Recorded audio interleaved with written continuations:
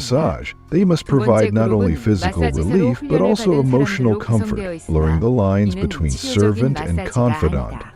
Some are even sent as far as Hong Kong for specialized training in massage techniques. The third group is the entertainers, singers, and dancers. The training they receive is rigorous and dehumanizing.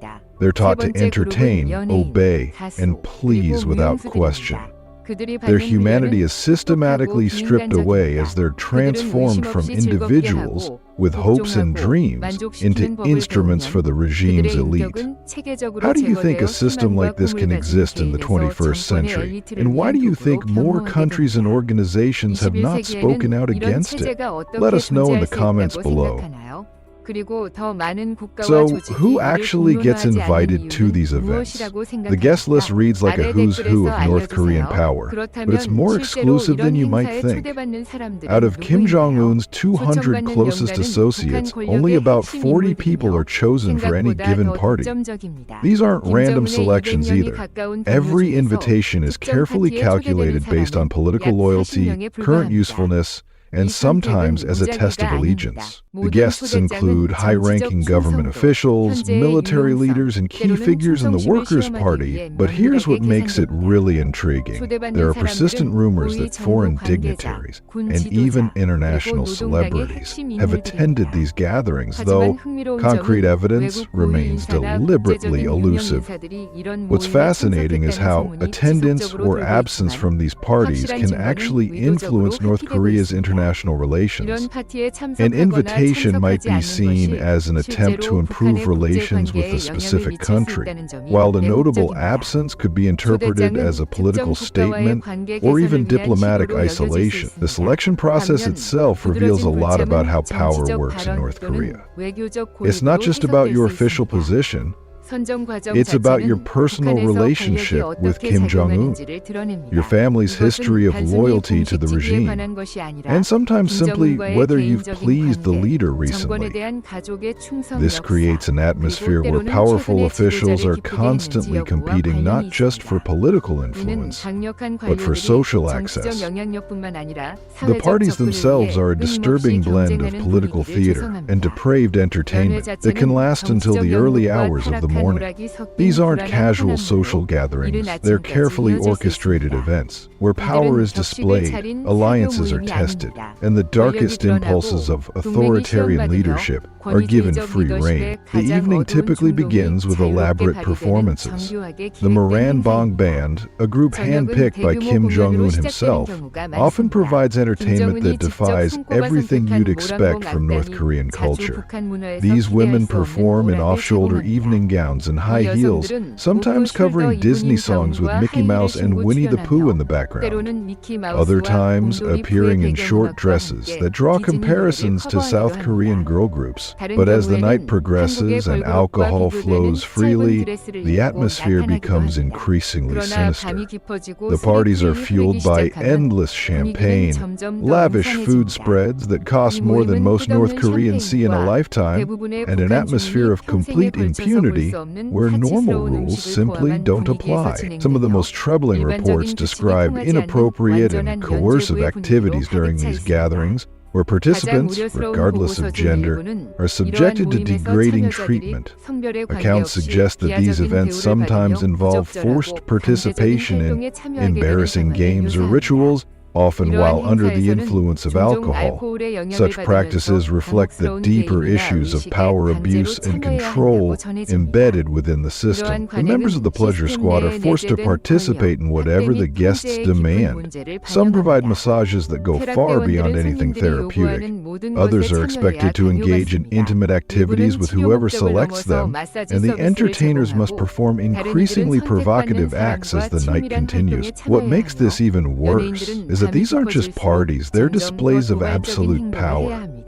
The ability to force other people to do whatever you want, whenever you want, serves as a constant reminder to all attendees of just how much control the regime has over human lives. But before we continue exploring the power behind closed doors, make sure to hit that subscribe button, ring the bell, and share it with your friends. It truly helps me out, and I promise to bring you even more awesome content. But here's what most people don't understand about these gatherings. They're not just about personal indulgence. They serve a crucial political function in maintaining Kim Jong-un's grip on power. These parties are where real decisions get made, where policies are discussed, and where the future of North Korea is determined. Behind the facade of entertainment and excess, influential figures engage in conversations that have far-reaching consequences for the entire country.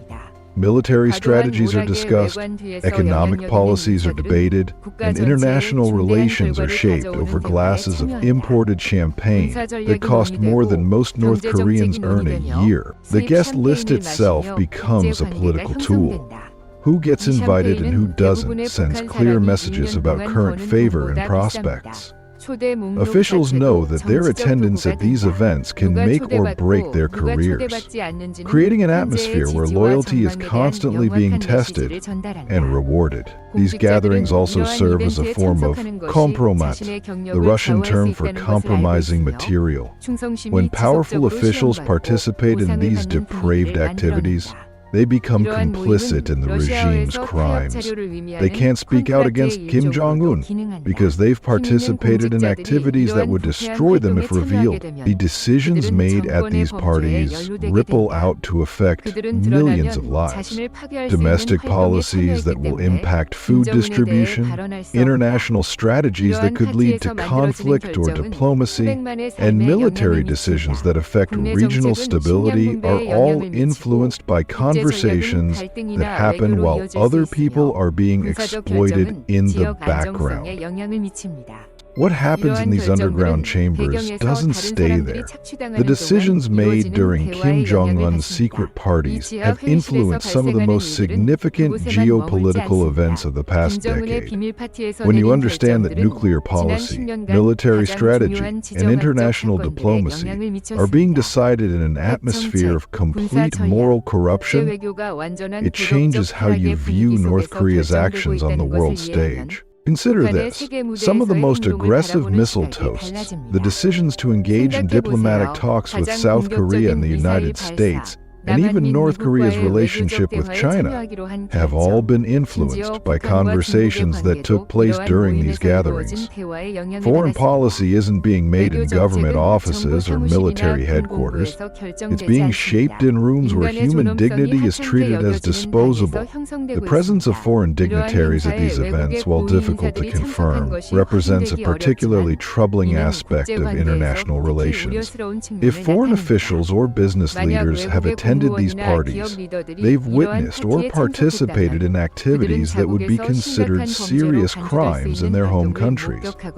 This creates leverage that Kim Jong-un can use in future negotiations. The intelligence value of these gatherings is enormous. Every conversation, every alliance formed, and every disagreement witnessed becomes valuable information that can be used to predict North Korea's future actions. This is why intelligence agencies around the world are so interested in getting information about what happens behind these closed doors. But there's also a human cost that extends far beyond North Korea's borders. The normalization of this level of exploitation and abuse at the highest levels of government sends a message about what authoritarian regimes can get away with.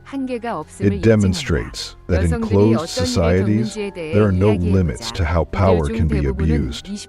Let's talk about what happens to the women. Most of these serve until they're in their early 20s, at which point they're typically retired from the squad. But retirement doesn't mean freedom. Many are married off to elite guards or given positions in the military, where they can be kept under close surveillance to ensure their silence. The regime can never risk these people speaking publicly about what they've witnessed and experienced. The few testimonies we have from people who managed to escape this system paint a picture of systematic psychological destruction. These describe feeling like they lost their identity, their sense of self-worth, and their ability to form normal relationships, but the impact extends to their families as well.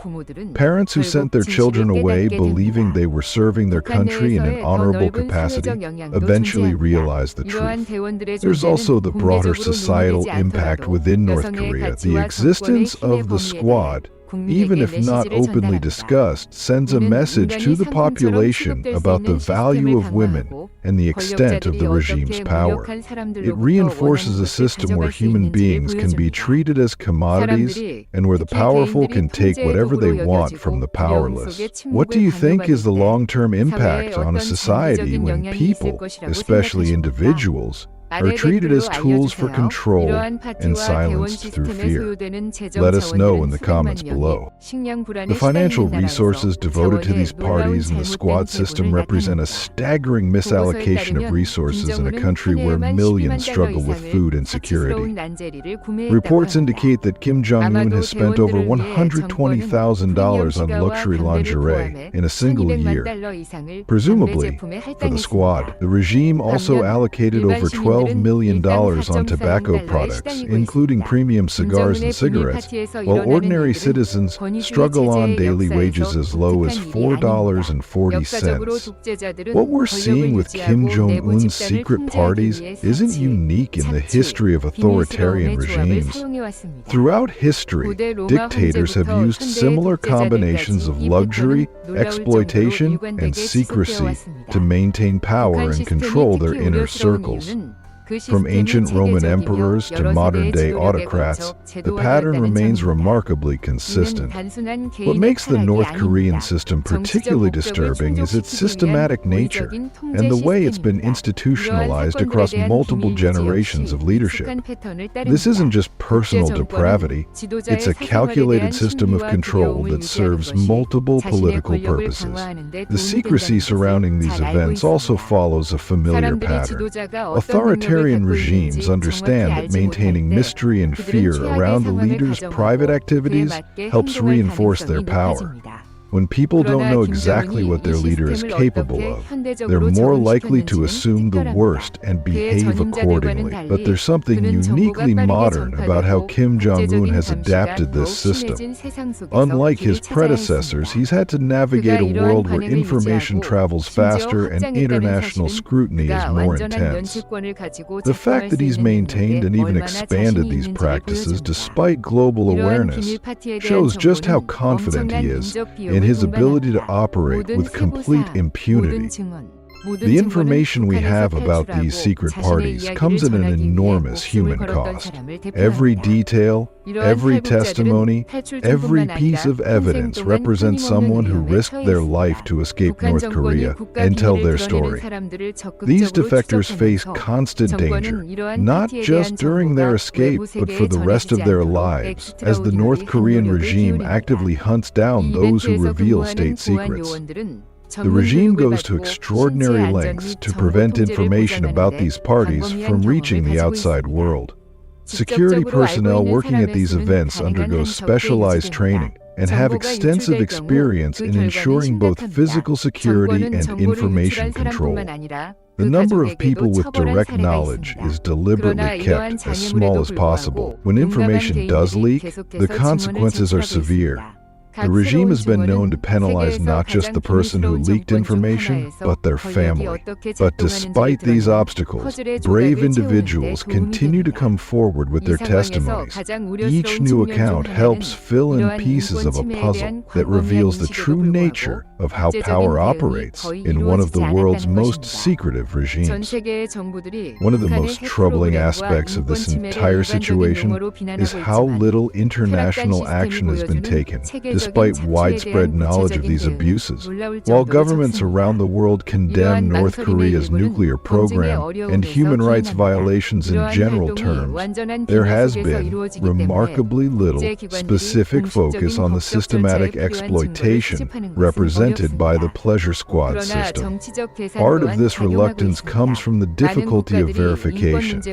Because these activities happen in complete secrecy, it's challenging for international bodies to gather the kind of evidence needed for formal legal proceedings.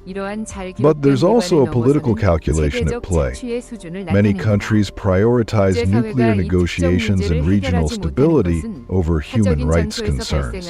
The United Nations has documented extensive human rights abuses in North Korea, But the pleasure squad system represents a level of systematic exploitation that goes beyond even these well-documented violations. The international community's failure to address this specific issue sends a message about what kinds of human rights violations are considered acceptable as long as they happen behind closed doors. There's also the uncomfortable reality that some foreign officials and business leaders may have witnessed or even participated in these activities during diplomatic visits or business negotiations.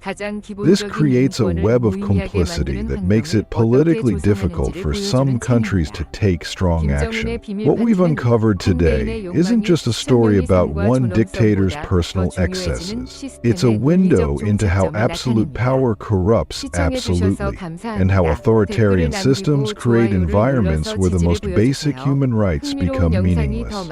The secret parties of Kim Jong-un represent the logical